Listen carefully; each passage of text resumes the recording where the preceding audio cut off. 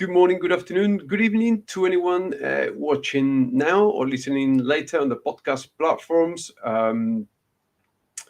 It is my absolute pleasure to be talking today to one of the very few handful of booktubers that I actually follow, the one and only Charles McGarry, aka Bookish Chas.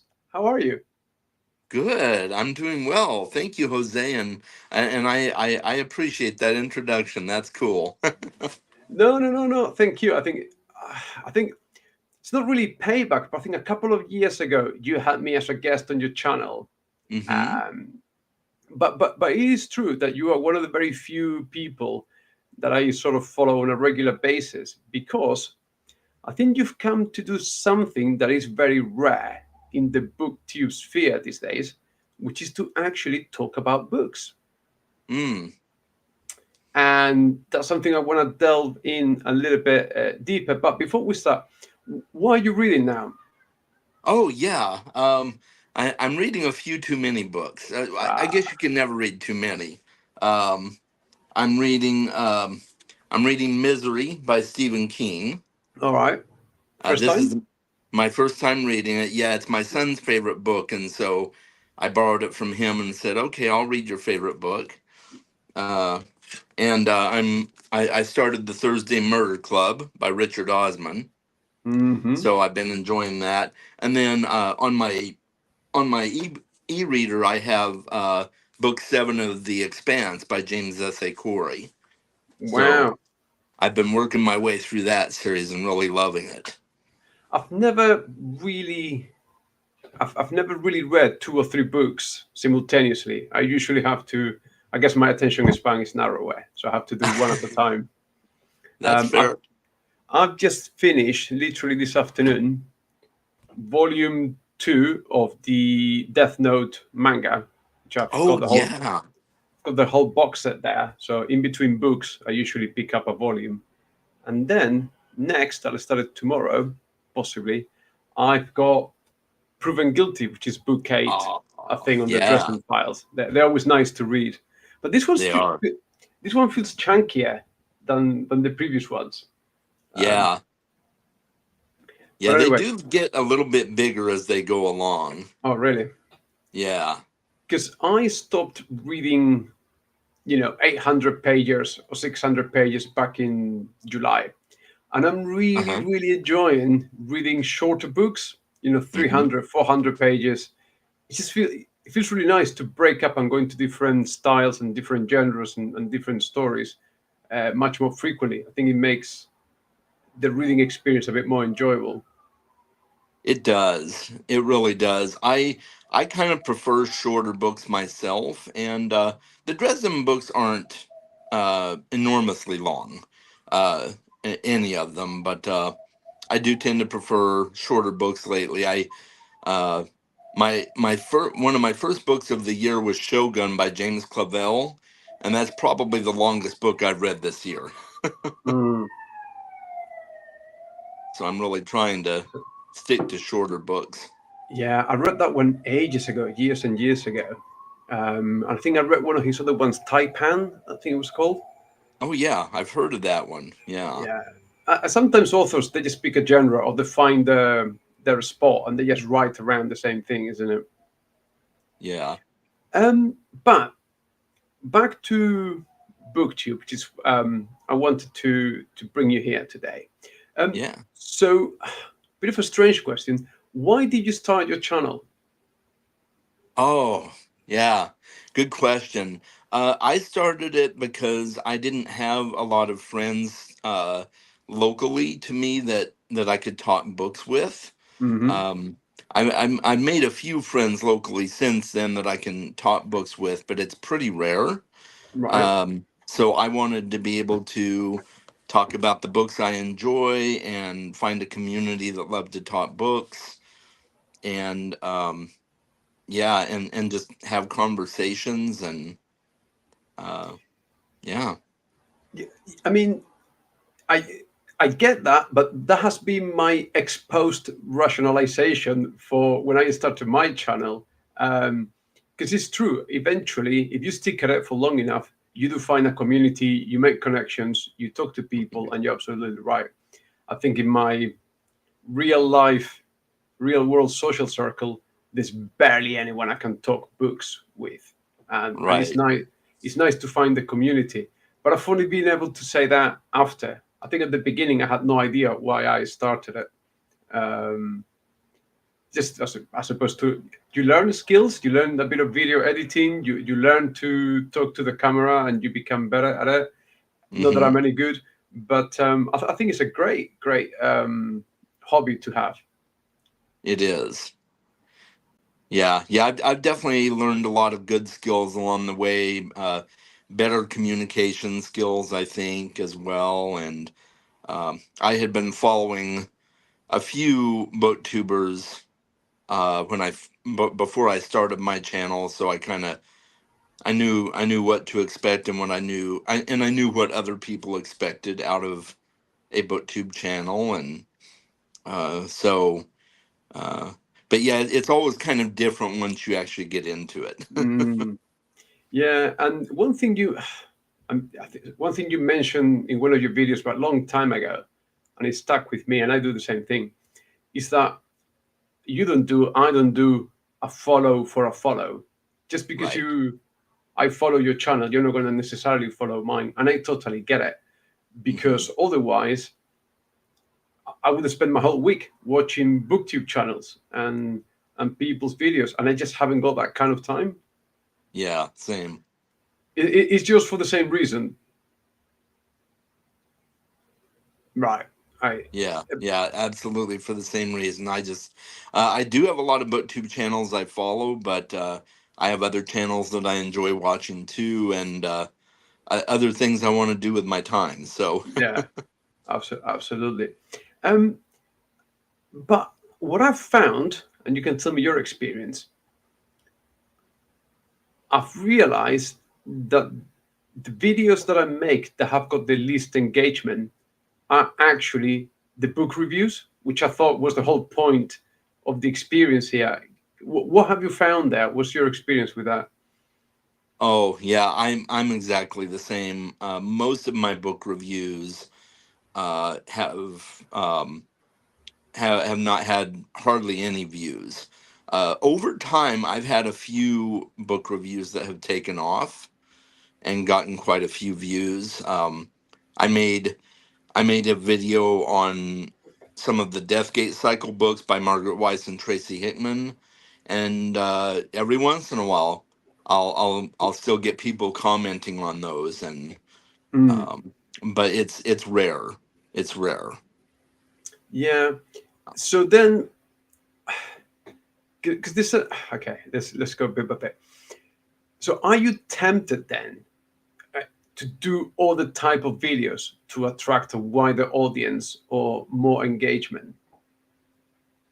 Yeah, yeah, definitely the temptation is there, and I do a few other types of videos on occasion. I do book tags, but that allows me to talk about books still, and Hmm. I try to do book related topics on a particular subject. You know, why uh, nonfiction books that didn't work for me, for instance, and I've done other types, but it's all book related, and I really try hard to stick to topics that are book related. Um, but you know, I follow a few channels that just do tags all the time, and that's great for them. That's fine, but you know, I still love doing book reviews and engaging about the books I'm reading, or doing a reading vlog. You know, just talking about one particular book I'm reading, and you know, taking video clips of scenery or locations I'm at, and talking more about the books. So for me, my biggest passion is talking about the books. So, but other types of videos are tempting. Yeah. Um, I think, you yeah, go ahead. no, I was going to say everyone loves a good old ranking video because it gives Mm-hmm. everyone an opportunity to rant and rage at you for not ranking their favorite series or book or author or whatever it is in the right spot, isn't it? Yeah, yeah, that's right. Yeah, yeah. Yeah.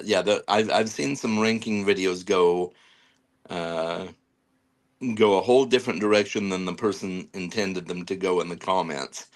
Um, but yeah, and I've done top ten authors of all time and things like that. But um, yeah, and it's all subjective. But not everyone who's going to be watching the video thinks it's subjective.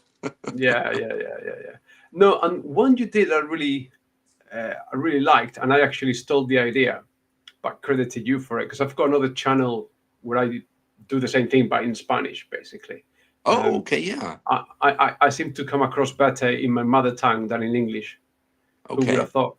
Is when you were asking your subscribers for their controversial opinions, and then you yes, reacted to that, and I enjoyed that, and I did the same in my other channel, and people send you that, and it was great fun. It was a great piece of interaction um, with that, and actually on Friday, like I was telling you before, I actually had a hour plus long chat with one of the subscribers who thought that Tolkien was overrated, and okay, I was like, okay, we have to talk about this. Then come on, let's have a chat. And I think it's great that on the main people are willing to engage in intellectual conversation when they disagree. yeah, Um, right.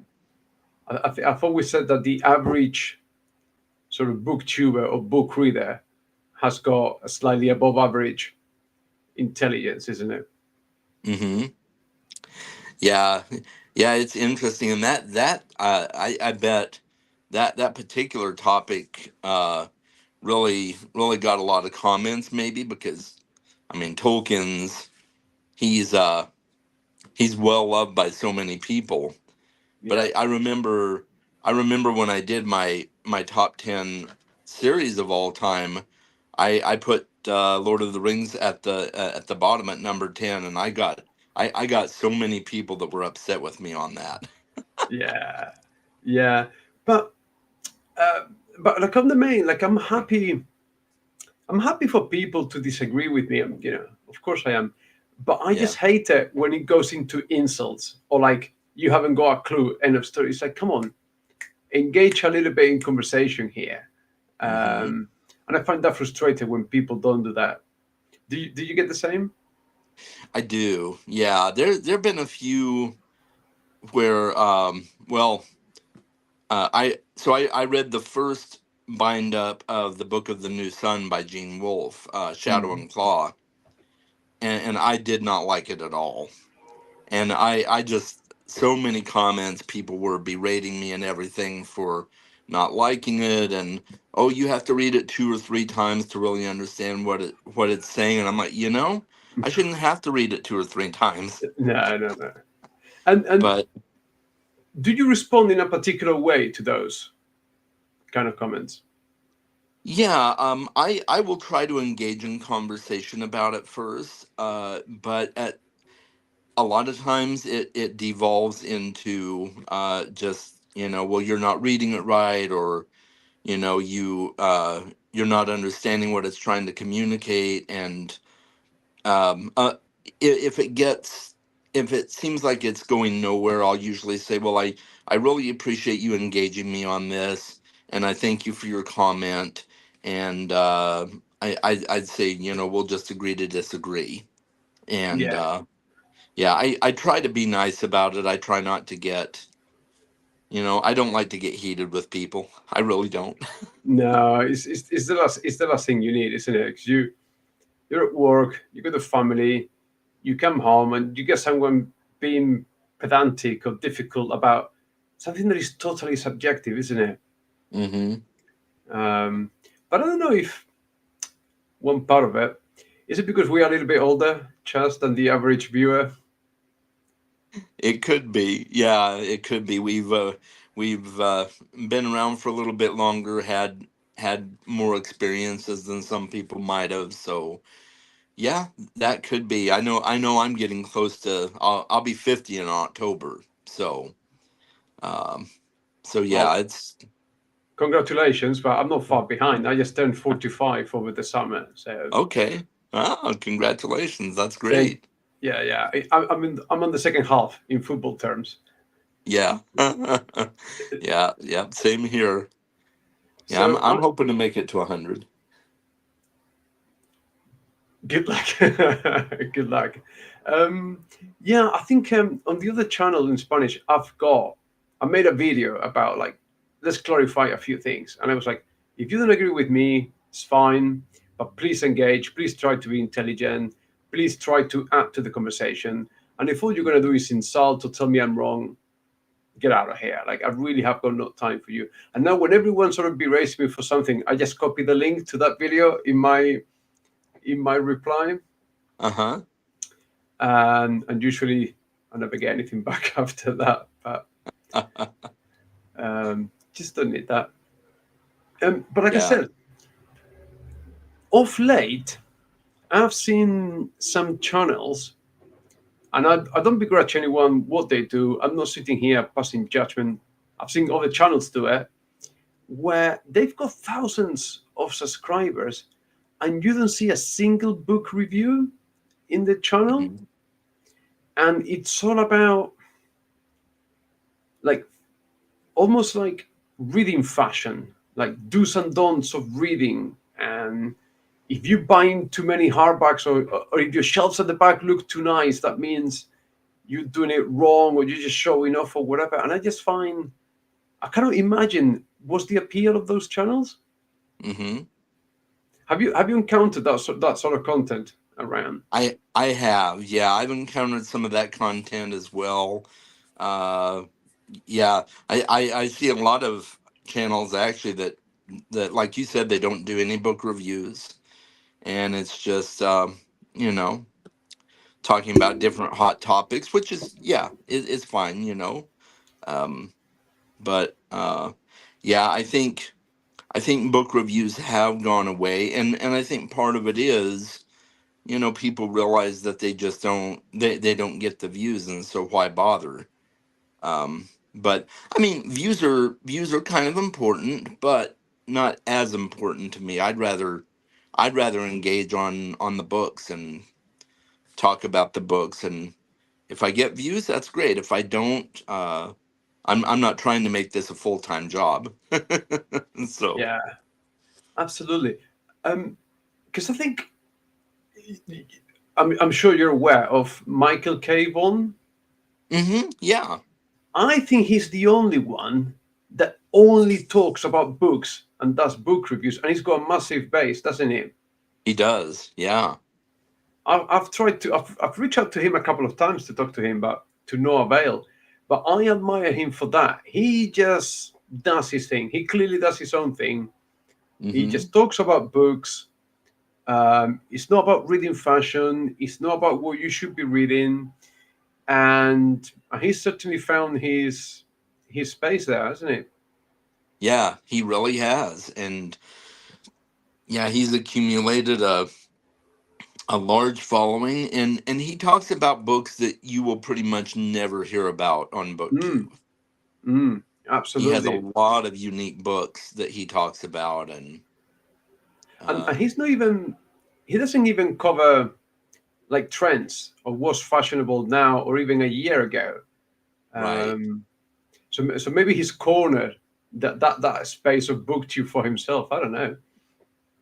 Yeah, yeah, he's found people that want to hear about something off the beaten path, and I think it's really worked well for him. And I like his aesthetic too, the way he Mm, dresses and the stately Vaughn manner, and yeah, he's got his mummy that he talks to, Roger, yeah, yeah, and yeah, I think it's just completely unique and different, and I think people love his channel for that. Yeah, and I do too. I watch almost all his videos. yeah, yeah, yeah. Like I said, he's one of the very few that when he puts something up, I'm not. No, I am subscribed, but I think for a long while I wasn't, but I would still get his video on my recommendation because I would just click on them. Hmm.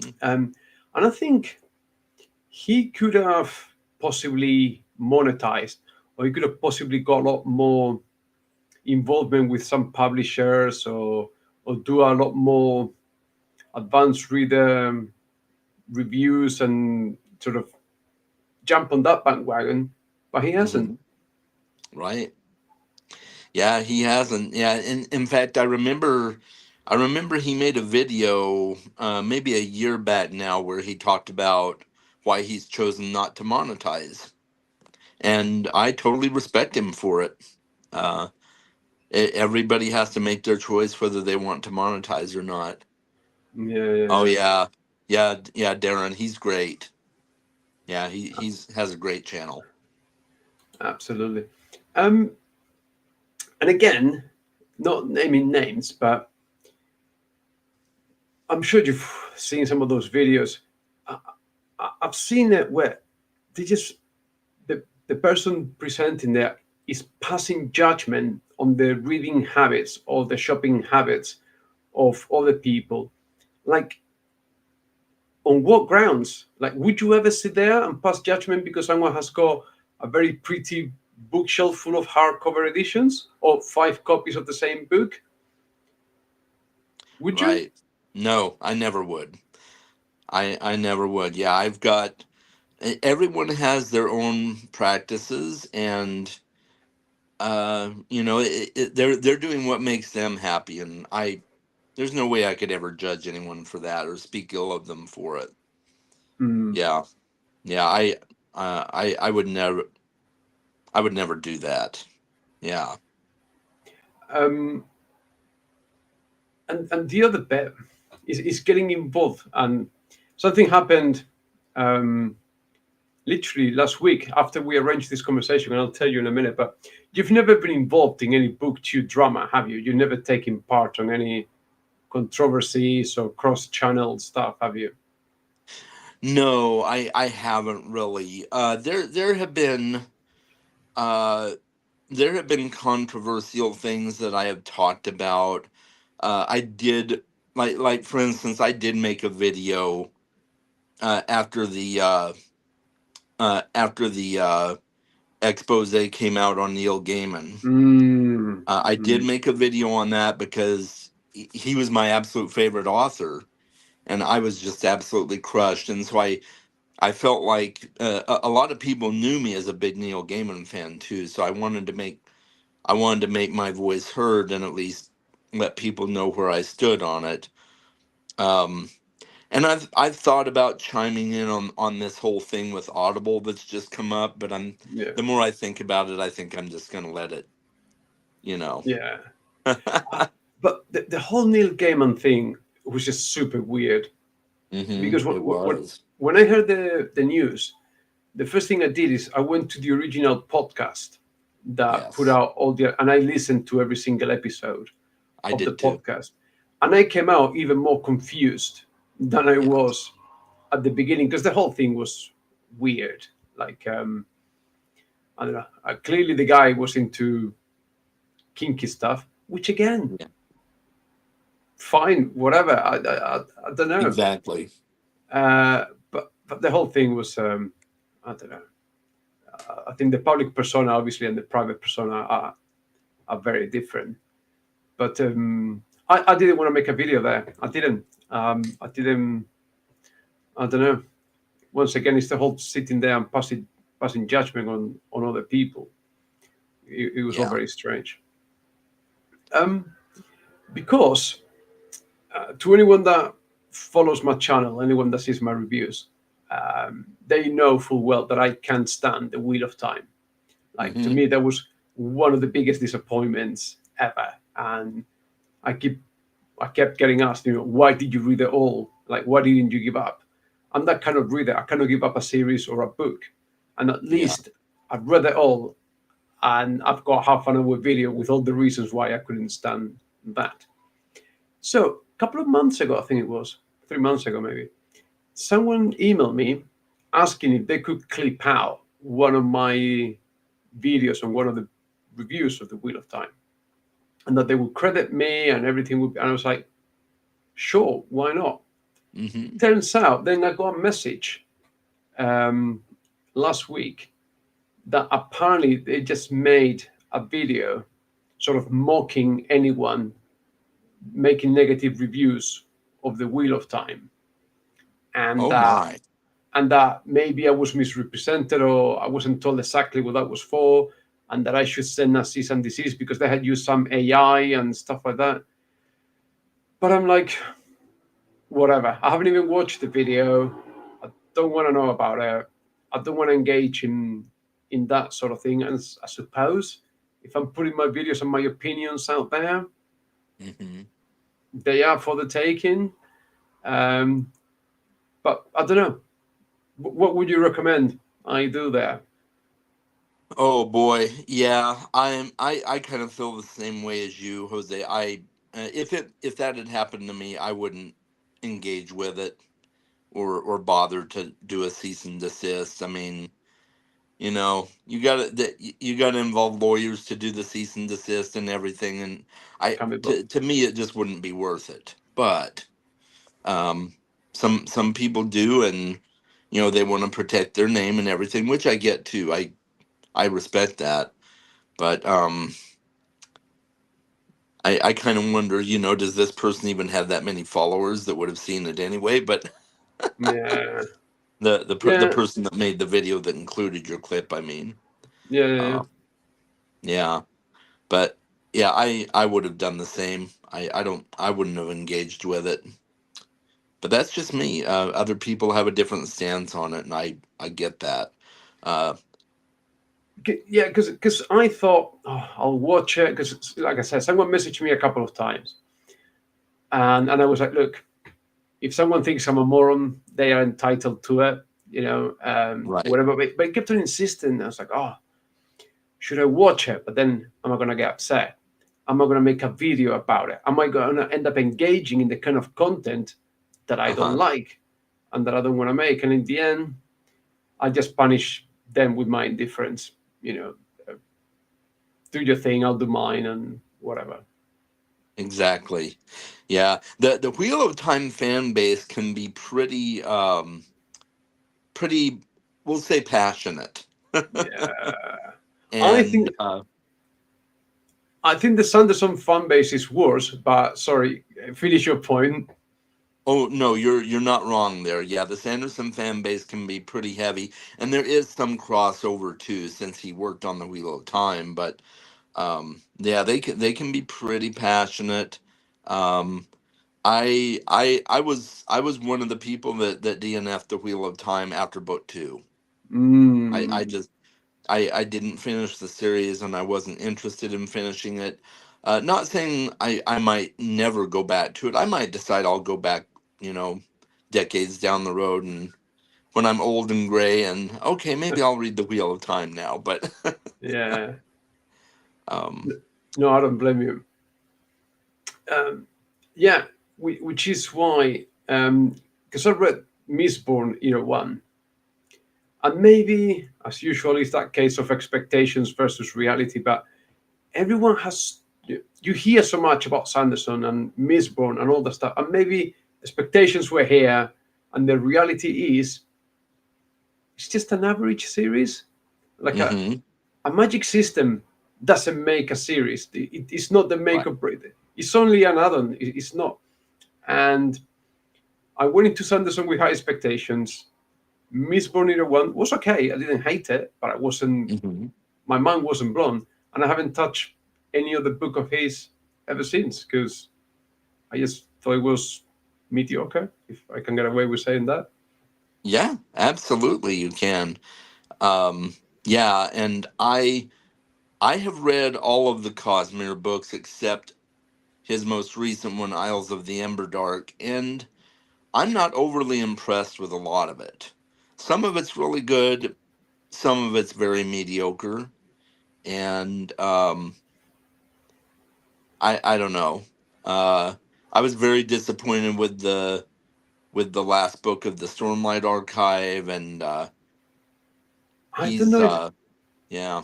I don't know if it was you or someone else that on their review of that book, they were quoting like bits of dialogue from that book, and it was just Mhm. embarrassing.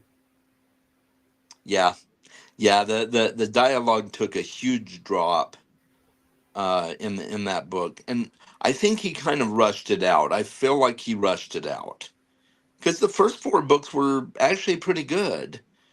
Um, but yeah, this last book was not very well done, and it could have done with a lot of editing Mm. too. Yeah, so I do like Sanderson, but he's definitely not in my top 10 authors. Fair enough. Because I Yeah. was the person I was chatting to on Friday.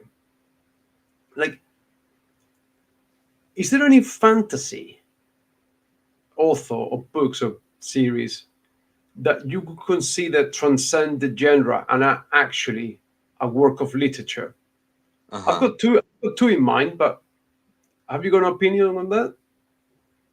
Yeah. Hi, Derry. Good to see you.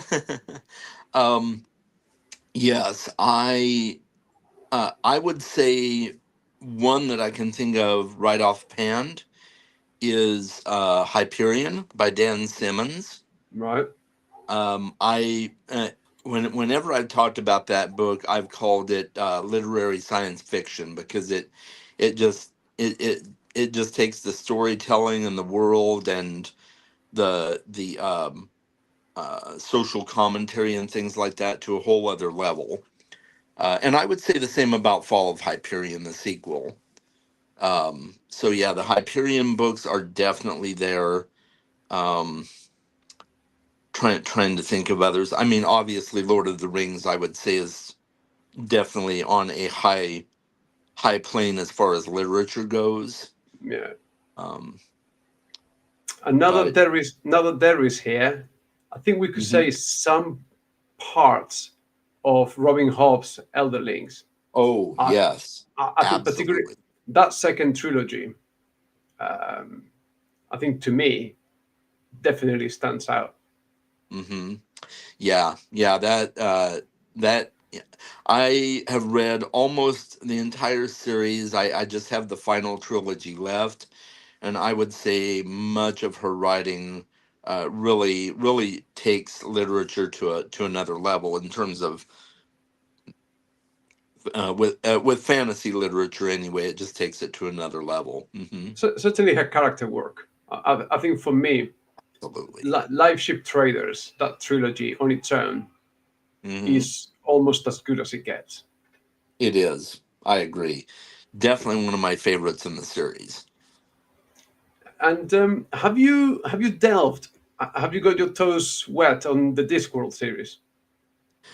I have, and that one is very hit or miss for me. I really enjoyed I really enjoyed the Hogfather. I really enjoyed Guards and Men at Arms. I haven't read Mm, further in the City Watch series yet, but I really enjoyed the City Watch series. And then other books have kind of been mediocre for me. The The Color of Magic, which I know is his first book, so I don't want to judge it too harshly because it was the first book in the series. He was kind of yeah. finding his footing. But Color of Magic wasn't great for me. Pyramids, IDNF Pyramids. No. Okay. But Okay. there are other Discworld novels I still want to read very much. I loved interacting with death in the Hogfather, and so I definitely Hmm. want to read more of the Death series. Yeah. Um, there's some really hardcore philosophy that he deals with through the character of Death that I really love. Absolutely. I am involved. Someone roped me into a because I've read the whole series years ago, and someone has roped me into a reread, and we're doing one a month. So Okay. just finished moving pictures. The 10th book. We're going in publication order. I Okay. Yeah. finished it a couple of days ago, and the thought just hit me that when my kids are older, when they turn 20, 21, maybe, I can just go to them, take them to that shelf over there where I've got the whole Discworld and say to them, everything you need to know about the human condition is in those books. Yeah. Be- because I'm getting so much more out of them reading them up 45 rather than when I was 18, 19, 20. That Uh-huh. I think is amazing. Once again, it's a series that I think it is proper literature, even though it's got all Hmm. the trolls and dwarves and the jokes and whatever. But there's always a deeper meaning to every single novel, Hmm. um, and I think it's just truly fantastic. It's a unique piece of work. Yeah, it definitely is, and I want to read more. And yeah, to Derry's point, I may really connect with the witches. Um, I'm very much looking forward to reading more. So it just hasn't been high on my priority list, but I think it'll get there. Mm, yeah, I plan to finish the City Watch series first, and then I will probably explore either the witches or the Death sub series. that is an interesting, because when I read them first time, I read them in publication order, and now I'm Okay. rereading them and rereading them in publication order. But I'm curious as to how people just pick one of the set of characters and do the journey there, and then how you can sort of jump the timeline back and forth, um, and what effect that has on the series.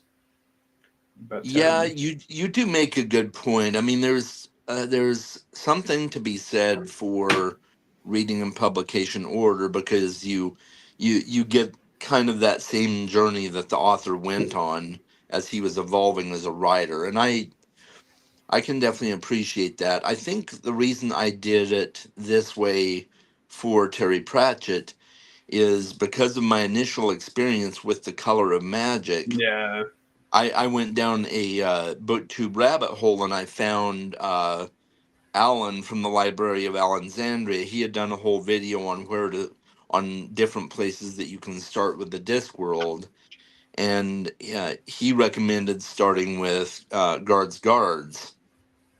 And so I decided to try it. I went back and did Guards and was just I had a wonderful time. yeah, yeah, And but I can appreciate uh, reading the author's novels as the author is evolving in publication order. I do. That's typically how I do it. yeah, Usually, yeah, yeah, yeah. yeah. And so we have a question from Darren here. I'm assuming he's referring to the Faffer and the Grey Mouser series by Fritz Leiber. Oh Uh, yes, I've heard of them. I have not read it yet, but it's been on my list to read.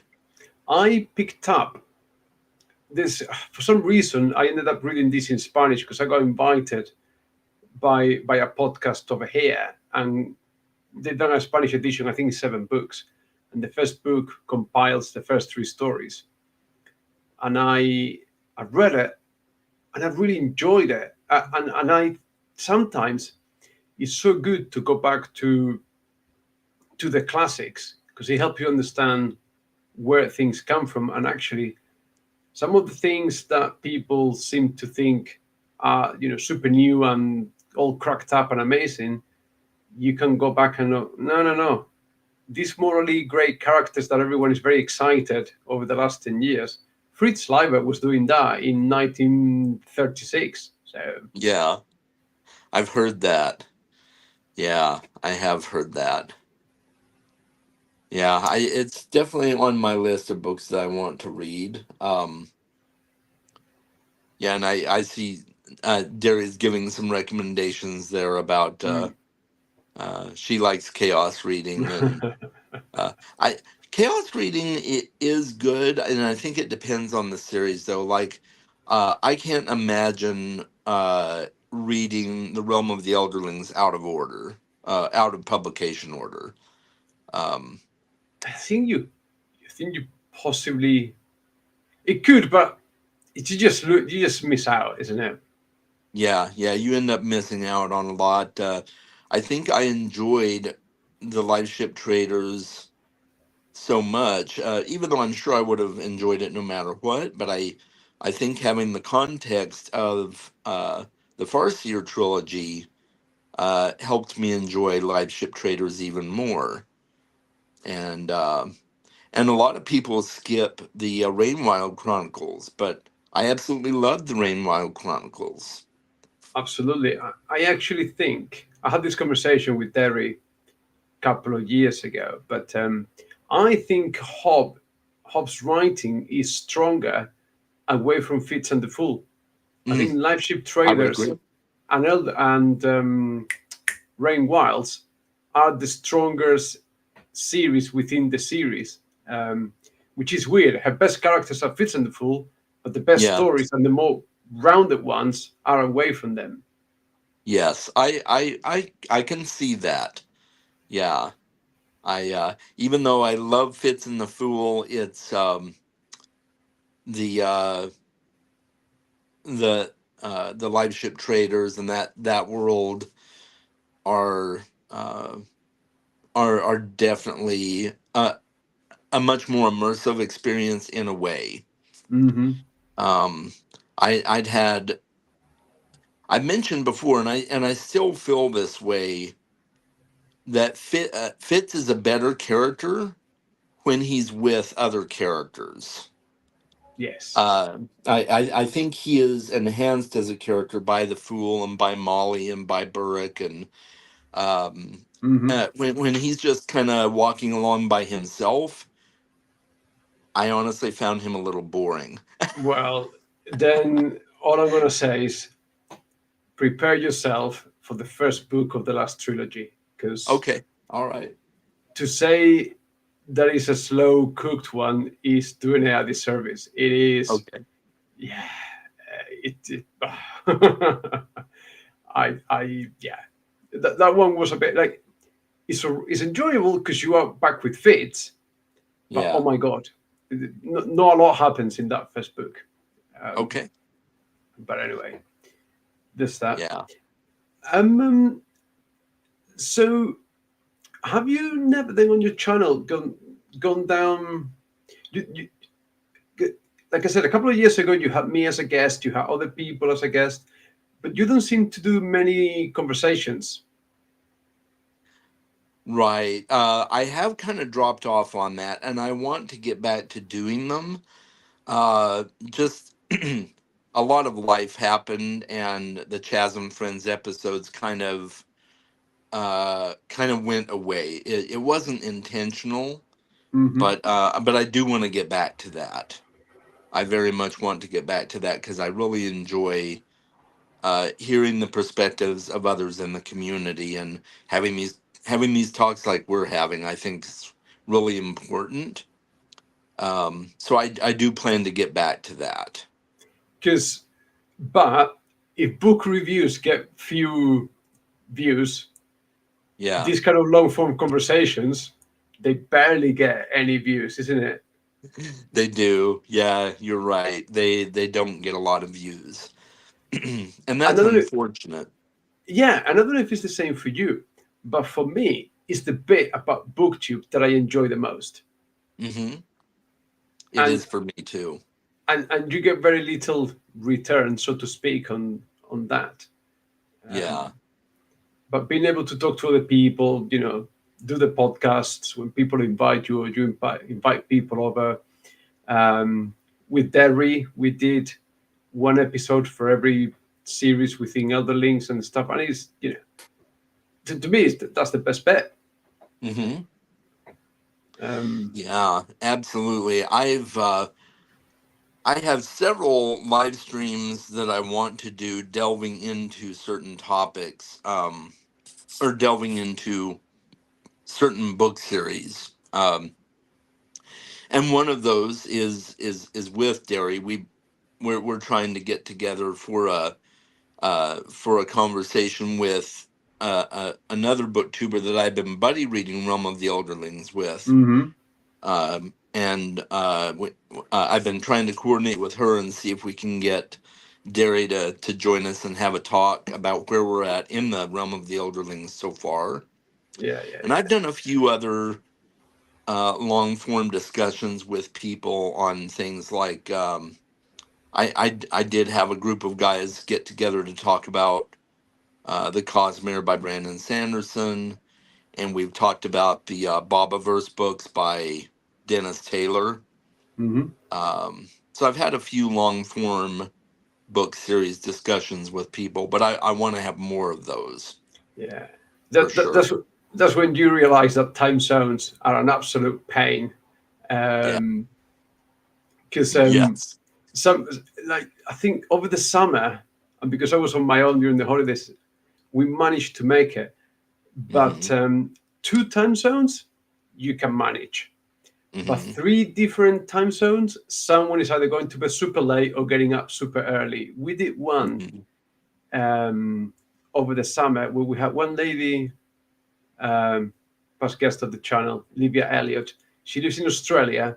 We had me in the middle in Europe Hmm. and a couple of people in the US. And you're talking, there's a 12-hour gap there between Australia and the US. So someone was not, someone wasn't right that day. For me, it was 4 in the afternoon, so it's all right. But yeah, it's complicated when you're trying to organize that. But Yeah. like everyone says, it's the best bit about BookTube, at least for me. Yeah, it is for me too. I really enjoy seeing those long form discussions and doing the Chas and Friends episodes. Just talking about books in general is fun, but diving deep into a book series is so much fun as well. Yeah. And so yeah, being in New Zealand. Oh yeah, that's right. She's in New Zealand, so she ends up doing streams really early. Yeah. Yeah.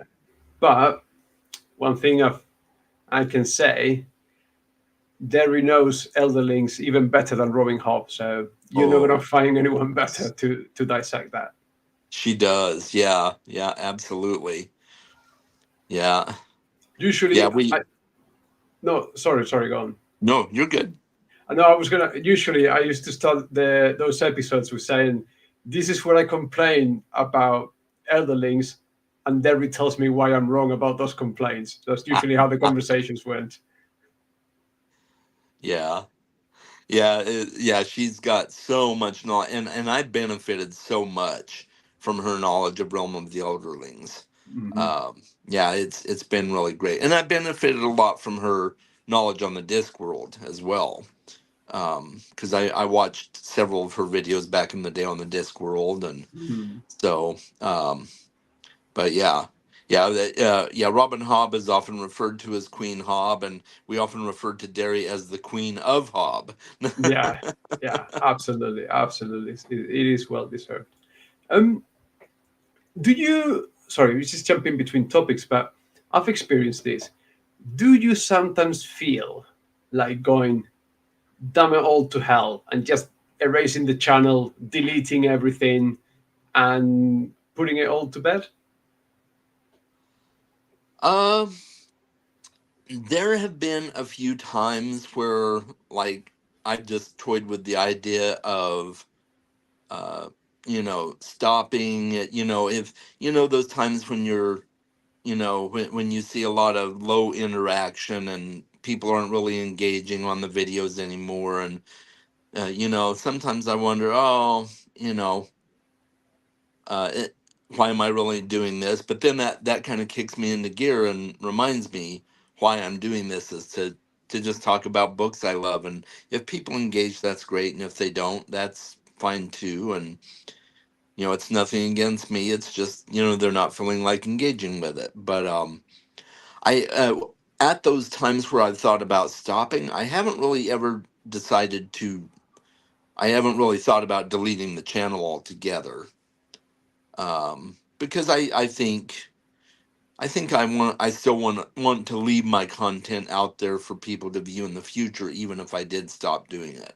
But Mm, I've gotten to a place where I've found my routine, and I really still enjoy it. And I can imagine myself being on BookTube for 10, 12 years. It- who knows? We'll see how long I can go.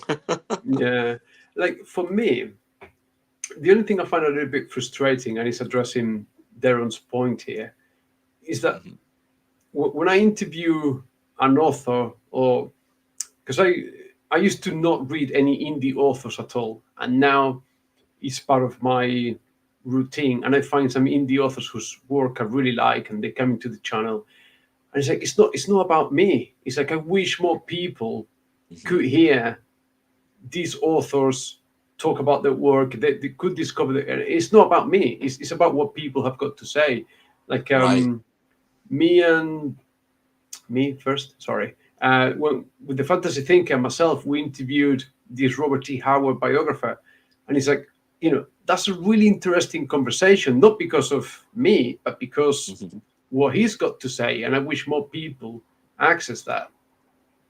Yeah, absolutely. I've had a few indie authors on my channel and talking about their books, and I also felt bad that people weren't able to watch and be able to experience that, um and there's some really great books out there.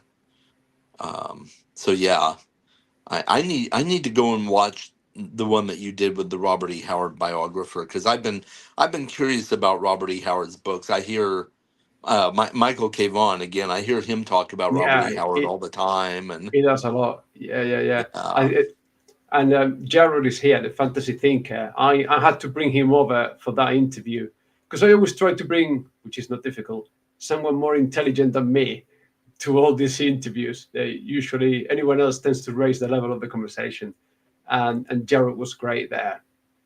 that's Um, awesome. Hi, Jared. and, and I think shame on me, I forgot the author's name, but I think he approached Michael K. Vaughan as well because obviously they know he's big on Robert T. Howard. But Mm. I don't know if he did the interview or not, or he just reviewed the book, the biography. Dr. Willard, Oliver Willard, that's it. Oh, okay, Um, yeah. so people do check that one out. But yeah, like for me, the frustration is that I wish more people access these conversations and what these Hmm. people have got to say. Um, Too. yeah, um, I don't know. I'm going a little bit brain dead here, but it's strangely, it's almost been an hour. So I've really enjoyed the conversation. Have you got, and not regrets, but anything you wish you hadn't had to deal with about having the channel? Oh, I I don't think there's anything that I wouldn't have wanted to deal with, honestly.